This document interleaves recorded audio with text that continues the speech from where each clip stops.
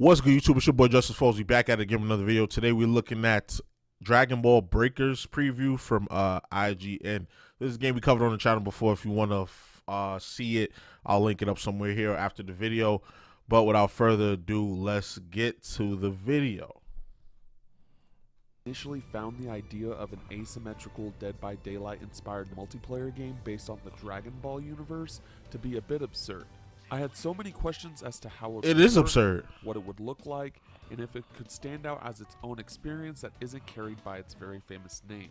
After learning more about the ins and outs of Dragon Ball The Breakers minute-to-minute gameplay while playing it for myself, the answer to that is complicated. While there are plenty of different strategic options to try and win with when you're a survivor, there is a lot more required than general gameplay at face value to secure a victory. Yeah, this game looks more intricate than I think, you know, most of us will give it credit Dragon for. Ball The Breakers is a 1 vs 7 multiplayer game where 7 civilians are trying to survive a raider who is trying to destroy the entire map. The raiders that you can play as are well-known villains from the Dragon Ball universe like Frieza and Cell. The raiders' objective is simple: kill all the survivors.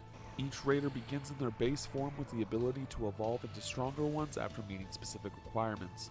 Once evolved, the raider can destroy a section of the map, thus giving survivors less freedom to explore. Each raider has abilities that their characters are known for from the universe, including the Special Beam Cannon and Perfect Kamehameha. Playing as a survivor appears to be where most of the gameplay nuance lies. Yeah, that's what it looks like. Survivors are equipped with different skills that help their survivability against the raider, like using a smoke screen to escape tight situations. They can also go on the offensive by picking up energy on the field and using it to turn into a Z-fighter. You won't be as strong as the raider, but it can be used as a good tactic to distract them when needed, or even kill them if their health is low enough. Meanwhile, Raider and survivors alike can summon Shenron if you assemble all 7 of the Dragon Balls and complete the ritual, but that is easier said than done. If you're the Raider, you can either heal or become more powerful, while as a survivor you can turn yourself into the highest level of Z-fighter possible, making you powerful enough to fight the Raider on equal terms. You can summon Shenron. It ain't a Dragon Ball game unless you can summon The objective Shenron. of the survivors is to obtain 5 power keys that are hidden across the map and set them in different locations in each of the areas. These keys power the Super Time Machine.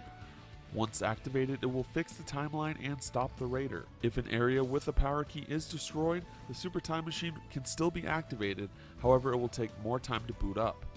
The raider can stop the activation of the machine and, if successful, will require the survivors to escape via a miniature time machine.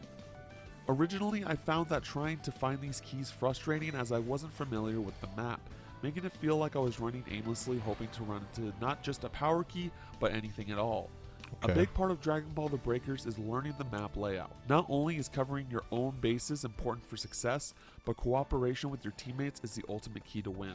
Dragon Ball The Breakers shows a lot of promise, and has more than proven that it isn't your average Dead by Daylight clone with a Dragon Ball skin on it. It implements items and mechanics into its gameplay in clever ways that fit inside its universe. However, with the knowledge that both in-game voice chat and cross-progression will not be features at launch, nor I worry that y'all gotta have that.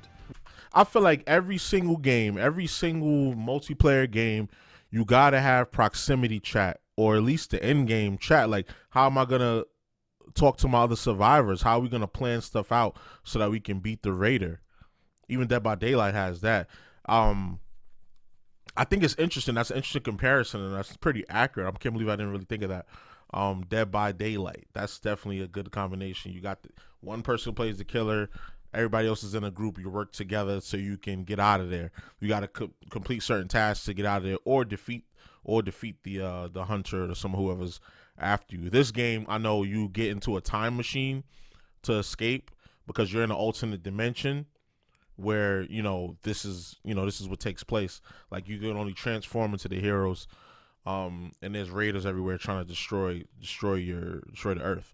So, yeah, but you got to have proximity chat. Every game should have proximity chat from now on. We'll find out soon whether or not it catches on with the gaming community as it's coming out on October 14th. For more on your favorite definitely Dragon gonna cop Ball this. games, check out the Frieza reveal trailer. And for everything else in the world of video games, keep it locked to IGN.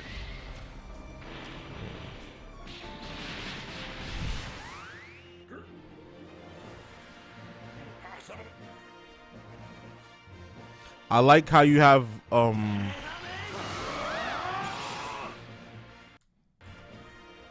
Basel.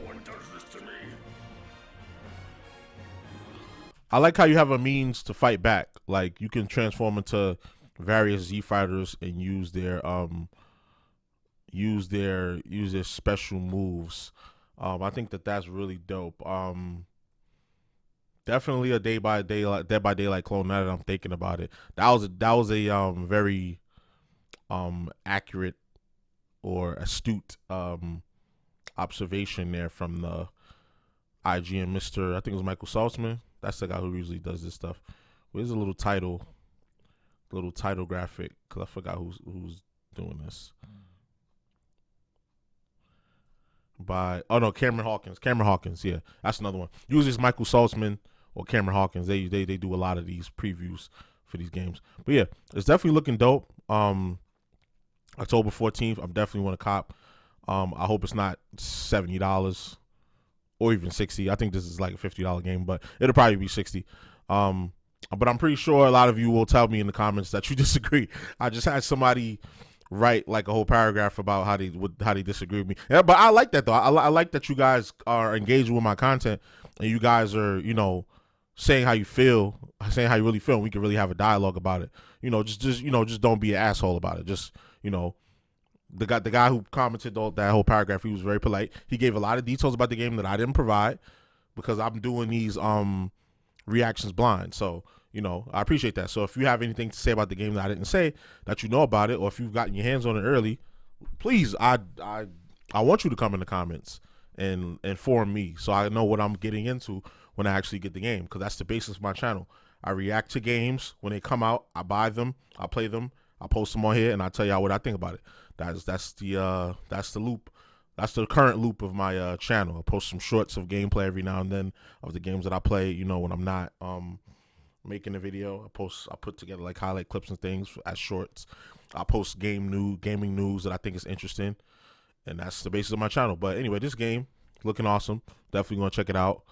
And then I think it would be fun with friends. I think this game would be more fun with friends. Like, this is a multiplayer driven game. You play it, you get together with your friends on a Friday night. Y'all jump into Discord and y'all just go crazy on this game.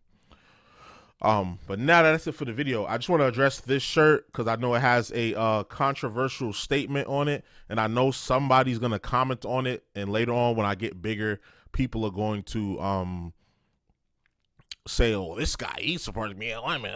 You know what I'm saying? Like, same thing if I had a MAGA hat on. Like, some people would a lot of people would comment on it. I just wanted to say that I support the movement. I support the idea of Black Lives Matter. Like, I'm not gonna go into detail about what that means. You should know by now if you don't, because this is not like a political channel. But I like the idea of Black Lives Matter, like what it means. But the movement, I'm not in support of. I just want to let that be clear. I'm not in support of the movement due to the fact that it ripped off a bunch of black people, and well, not even just black people, just people in general that thought it was a good cause, and they went and bought mansions. They didn't build not near a school, not near a program, not near anything. I didn't see anything but the lady buying mansions, and providing herself a new lifestyle off of the backs of people that thought it was going to support the movement and do something to build schools and rebuild communities and things of that nature. So yeah, that's how I feel about that. I had to mention something because this is a very controversial statement. This is actually a shirt that I got from the Black Sabbath website. They were in support of Black Lives Matter at the moment. I thought it looked cool. It's in the same font, same color. And I thought it was dope, so I bought it. So I just wanted to speak on that. But yeah, this game looks dope. Definitely gonna cop it. Let me know what y'all think in the comments. You think it's dope? You think this game looks corny? What? Let me know. So you already know the vibes. Like, comment, subscribe, all that good stuff. This is your boy JusticeXFalls, and we out. 1.